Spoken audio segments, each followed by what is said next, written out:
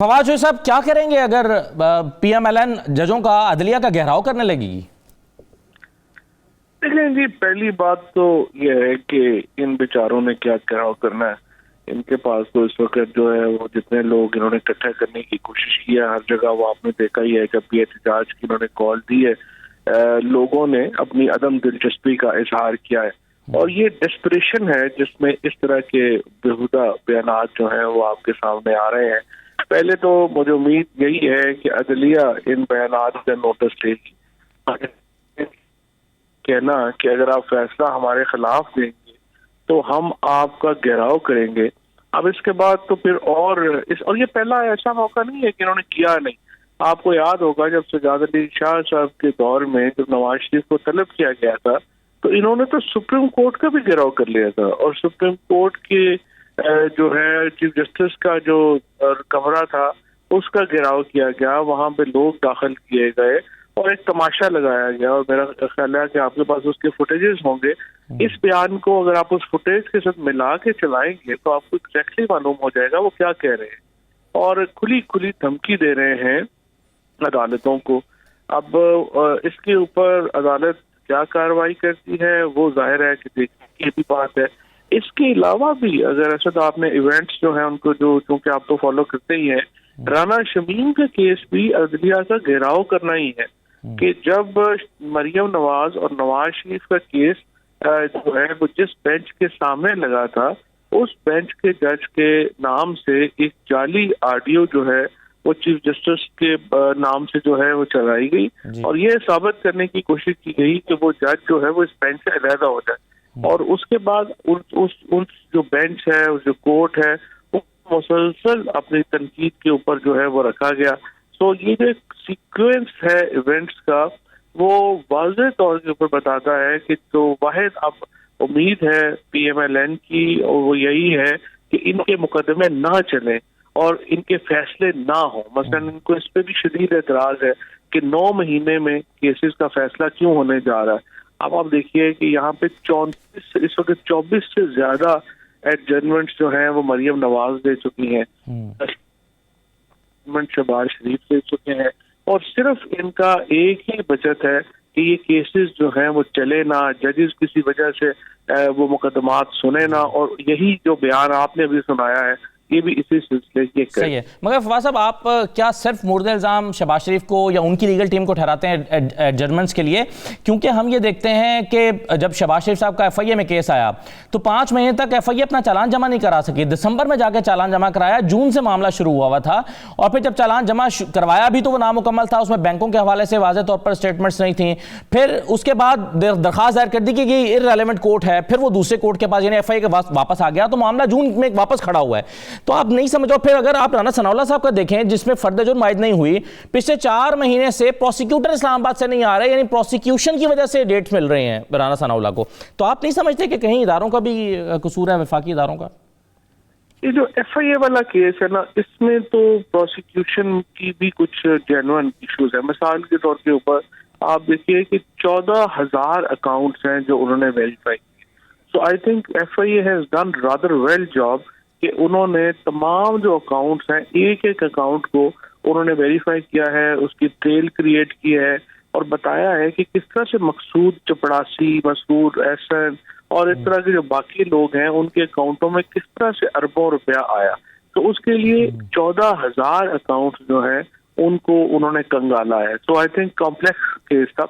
उसके बाद जब ये बैंकिंग कोर्ट में वहां पे केस जो इसलिए एक जज साहब ने जुरिडिक्शन वहां पे ले ली कि ये और इन्होंने जानबूझ के बेल वहां पे फाइल की कि उसमें बैंकर जो है वो मुल्जम है और एफआईए वहां पे ये कहता रह गया कि जी बैंकर मुजरम नहीं है, वो तो सिर्फ उन्होंने अकाउंट्स खोले हैं, हम उनको अकाउंट अपना समझते हैं कि वो इसमें मरकजी मुल्जम हर तरह नहीं है, इसको एंटी करप्शन में ही जाना चाहिए। तो वो इस चक्कर में वहां पे 4-5 महीने लग गए। बट आई थिंक एफआईए ने जितनी कॉम्प्रिहेंसिव इन्वेस्टिगेशन की है और दूसरा मैं हमेशा मीडिया से ये बात कहता हूँ कि देखिए ये बात यह है कि हमें चाहिए, ये मीडिया को ये चाहिए कि वो हुकूमत की बात को भी ना सुने, वो अपोजिशन की बात को, मुल्ज़िमों की बातों को भी ना सुने। वो अपने लोग वहां पे भेजे और इन्वेस्ट जो वहां पे एविडेंस है उसको अपने तौर के ऊपर एनालाइज करे और लोगों के सामने रखे, ताकि लोगों को पता तो चले ना कि ये केसेस कैसे चल रहे हैं, इनमें शहादतें क्या है और इसकी एक इंडिपेंडेंट एवेल्यूएशन क्या है। इसीलिए मैंने बार बार ये बात कही है कि ये मुकदमे जो हैं उनको लाइव दिखाया जाए, ताकि आम आदमी देख, क्योंकि ये पॉलिटिकल लीडरशिप है ना। एक तरफ लीडर ऑफ अपोजिशन पंजाब में बैठे हुए हैं, एक लीडर ऑफ अपोजिशन सेंटर में बैठे हुए हैं, तो पीपल शुड नो कि ये क्या हो रहा है और इन्होंने कैसे यहाँ पे जो है वो एक अंधेर नगरी जो है मचा रखी। अच्छा फवाद साहब, आपने आज जो ट्वीट किया और जिसमें आपने कहा कि अदलिया को अपनी तेजी से गिरती हुई साख का जायजा लेने की जरूरत है, आपके ख्याल में अदलिया की साख तेजी से क्यों गिर रही है, क्या वजूहात हैं इसकी? नहीं, मैंने ये नहीं कहा कि अदलिया की साख तेजी से गिरती हुई जायजा लेने की जरूरत है। मैंने ये कहा है कि जो आलमी रैंकिंग्स हैं उनमें जो एक परसेप्शन है उसमें अदलिया का, हमारा देखिए जो पिछली दफा आया था परसेप्शन इंडेक्स में, उसमें जो हमारी जुडिशरी थी वो लोएस्ट ट्रस्टेड जुडिशरी में थी दुनिया में। अब देखें, इससे बहुत प्रॉब्लम आ जाते हैं, उससे जो आपकी इन्वेस्टमेंट है वो, और फिर आप देखें इस वक्त भी अगर आप देखें तो जो तमाम फॉरेन इन्वेस्टर आता है वो अपने जो एग्रीमेंट्स है उसमें ये लिखवाता है कि अगर कोई मसला होगा तो जुरिस्डिक्शन जो है वो या सिंगापुर की अप्लाई होगी या यूके की अप्लाई होगी या फलाने मुल्क की अप्लाई होगी। ये एक बहुत बड़ा, मैं समझता हूँ, चैलेंज है हमारे जुडिशरी के सामने कि वो अपनी जो साख है उसको, ये इफ्तिखार चौधरी का जो दौर गुजरा उसके नतीजे में पाकिस्तान की अदालतों को बहुत बड़ा झटका लगा है आलमी सतह की। सही है फवाद साहब, अभी जो ये रूडा वाला मामला हुआ था, इसमें इस मामले को आपने जुडिशरी की पॉलिसी साजी में इसको दखल अंदाजी करार दिया था, लेकिन प्राइम मिनिस्टर कह रहे थे कि हम शायद अपना केस सही से अदालत को समझा नहीं सके, यानी अपनी लीगल टीम की कमजोरी की तरफ इशारा कर रहे थे। तो असल में क्या है, ये पॉलिसी साजी में दखल अंदाजी आप इसको समझते हैं या आप लीगल टीम की कमजोरी? देखिए, अल्टीमेटली तो जाहिर है लीगल टीम की ही कमजोरी है कि लीगल टीम ने जिस तरीके से केस प्रेजेंट होना चाहिए वो नहीं हुआ, और अगर उसमें कुछ खामियां हैं वो भी देखें अदालत। ये नहीं हो सकता कि अगर आप फॉर एग्जांपल हुकूमत है, अब ये केस देखें क्या है, यहाँ पे तमाम जगह के ऊपर इलीगल हाउसिंग सोसाइटीज बन गई, सारे का सारा रावी जो है वो एक नाले की शक्ल इख्तियार कर गया है।